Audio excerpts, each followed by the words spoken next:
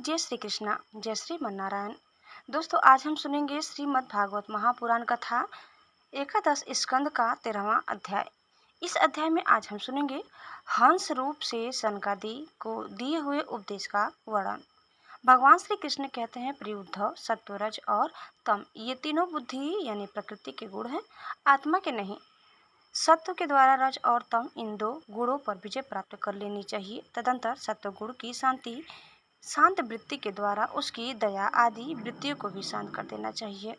जब सत्व गुण की वृद्धि होती है तभी जीव को मेरे भक्ति रूप स्वधर्म की प्राप्ति होती है। निरंतर सात्विक वस्तुओं का सेवन करने से सत्व गुण की वृद्धि होती है और तब मेरे भक्ति रूप स्वधर्म में प्रवृत्ति होने लगती है। जिस धर्म के पालन से सत्व गुण की वृद्धि हो वही सबसे श्रेष्ठ है। वह धर्म रजोगुण और तमोगुण को नष्ट कर देता है। जब वे दोनों नष्ट हो जाते हैं तब उन्हीं के कारण होने वाला अधर्म भी शीघ्र ही मिट जाता है। शास्त्र, जल, प्रजाजन, देश, समय, कर्म, जन्म, ध्यान, मंत्र और संस्कार, ये 10 वस्तुएं यदि सात्विक हो तो सत्वगुण की, राजसिक हो तो रजोगुण की और तामसिक हो तो तमोगुणी वृद्धि करती है। इसमें से शास्त्रज्ञ महात्मा जिनकी प्रशंसा करते हैं वे सात्विक है, जिनकी निंदा करते हैं वे तामसिक है और जिनकी उपेक्षा करते हैं वे वस्तुएं राजसिक है।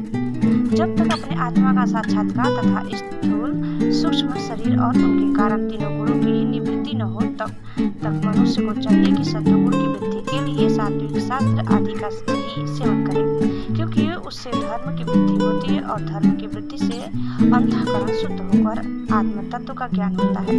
बांसुर की रगड़ से आग पैदा होती है और वह उनके सारे वन को जलाकर शांत हो जाती है। वैसे ही यह शरीर गुणों के वैषम्य से उत्पन्न हुआ है। विचार द्वारा मंथन करने पर इससे ज्ञान अग्नि प्रज्वलित होती है और वह समस्त शरीरों एवं गुणों को भस्म करके स्वयं भी शांत हो जाती है। उद्धव जी ने पूछा, भगवान, प्रायः सभी मनुष्य इस बात को जानते हैं कि विषय विपत्तियों के घर हैं, फिर भी कुत्ते, गधे और बकरी के समान दुख सहन करके भी उन्हीं को भोगते रहते हैं। इसका क्या कारण है? भगवान श्री कृष्ण ने कहा, प्रिय उद्धव, जीव जब अज्ञानवश अपने स्वरूप को भूलकर हृदय से सूक्ष्म, स्थूल आदि शरीर में अहम बुद्धि कर बैठता है, जो कि सर्वथा भ्रम ही है, तब उसका सत्व प्रधान मन घोर रजोगुण की ओर झुक जाता है, उससे व्याप्त हो जाता है। बस जहाँ मन में रजोगुण की प्रधानता हुई कि उसमें संकल्प विकल्पों का तांता बन जाता है। अब वह विषयों का चिंतन करने लगता है और अपने दुर्बुद्धि के कारण काम के फंदे में फंस जाता है, जिससे भी छुटकारा होना बहुत ही कठिन है।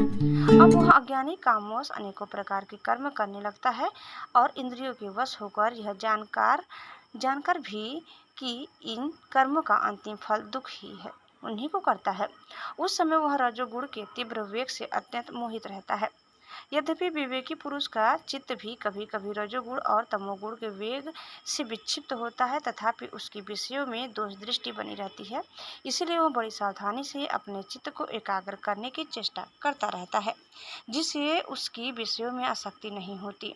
साधक को चाहिए कि आसन पर प्राण वायु पर विजय प्राप्त कर अपनी शक्ति और समय के अनुसार बड़ी सावधानी से धीरे धीरे मुझ में अपना मन लगावे और इस प्रकार अभ्यास करते समय अपनी असफलता देखकर तनिक भी उबे नहीं, बल्कि और भी उत्साह से उसी में जुड़ जाए।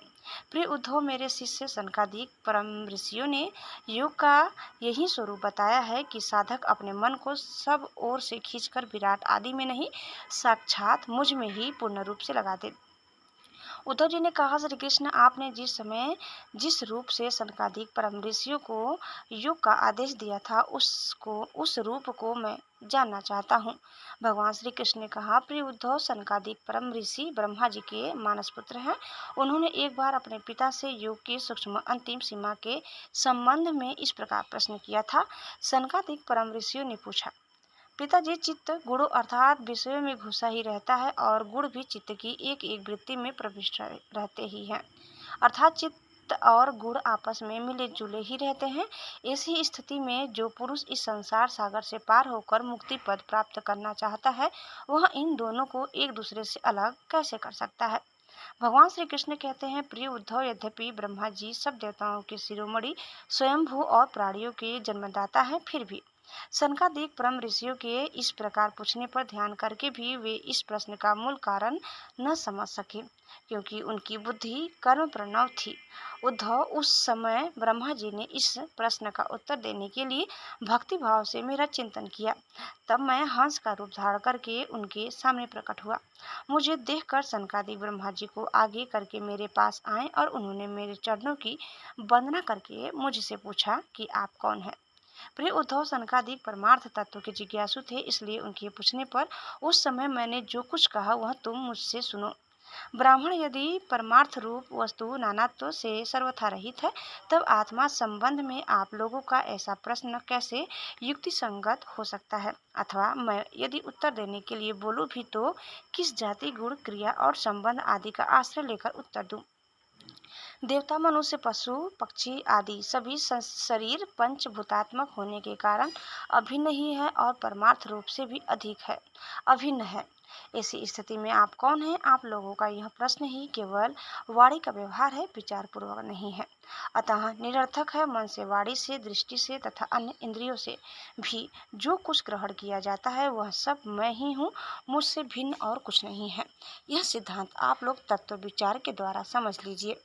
पुत्रों, यह चित्त चिंतन करते करते विषयाकार हो जाता है और विषय चित्त में प्रविष्ट हो जाते हैं। यह बात सत्य है, तथापि विषय और चित्त ये दोनों ही मेरे स्वरूपभूत के जीव के देह है, उपाधि है, अर्थात आत्मा का चित्त और विषय के साथ कोई संबंध ही नहीं है। इसलिए बार बार विषयों का सेवन करते रहने से जो चित्त विषयों में आसक्त हो गया है और विषय भी चित्त में प्रविष्ट हो गए हैं, इन दोनों को अपने वास्तविक से अभिन्न मुझ परमात्मा का साक्षात्कार करके त्याग देना चाहिए। जागृत, स्वप्न और सुषुप्ति ये तीनों अवस्थाएं सत्व आदि गुणों के अनुसार होती हैं और बुद्धि की वृत्तियां होती हैं।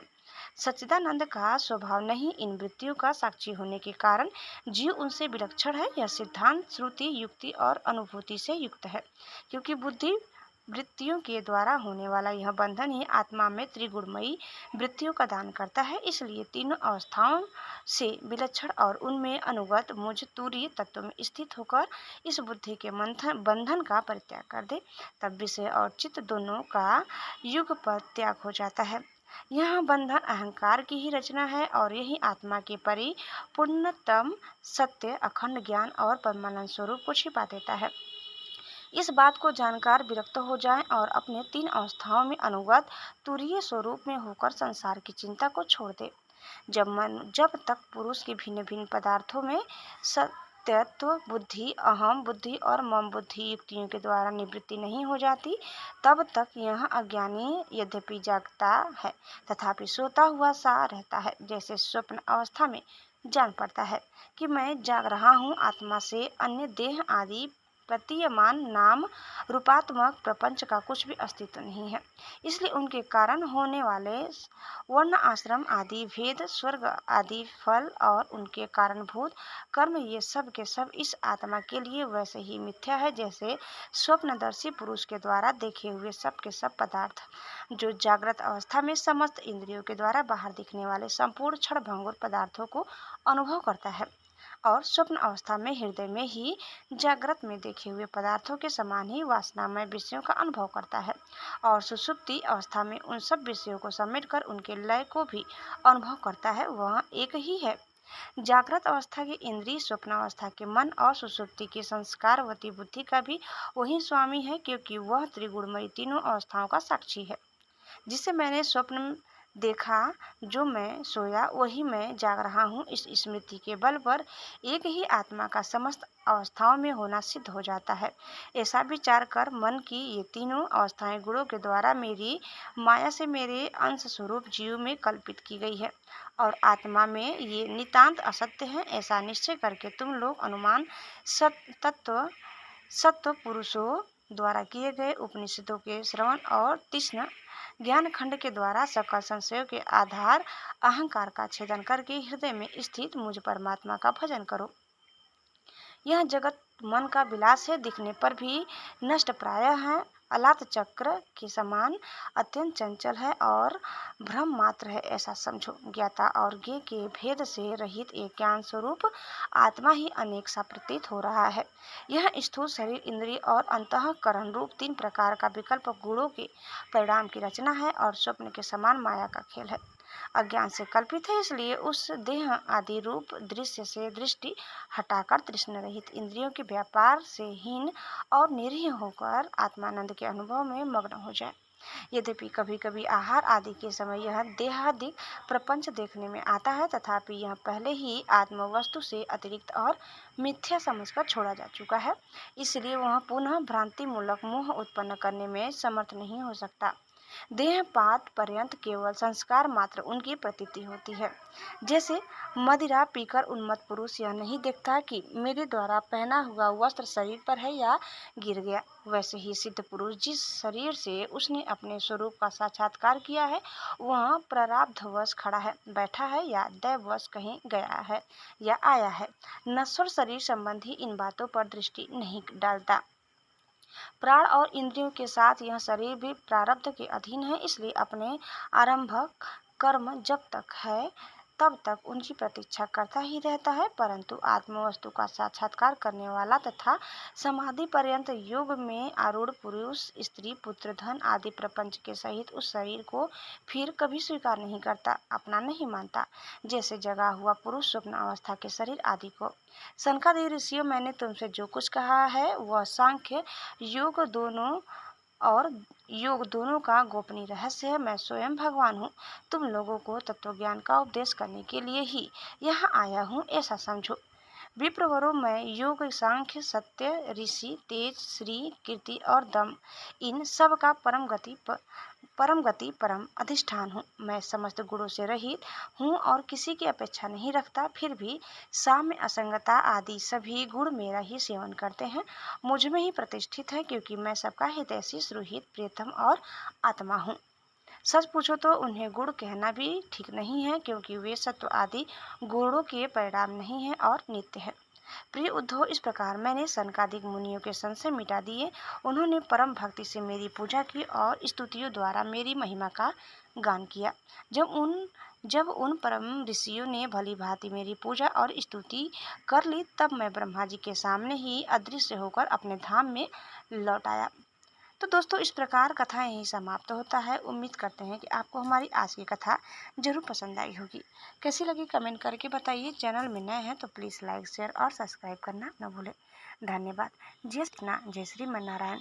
एक बार प्रेम से बोलिए श्री बांके बिहारी लाल की जय।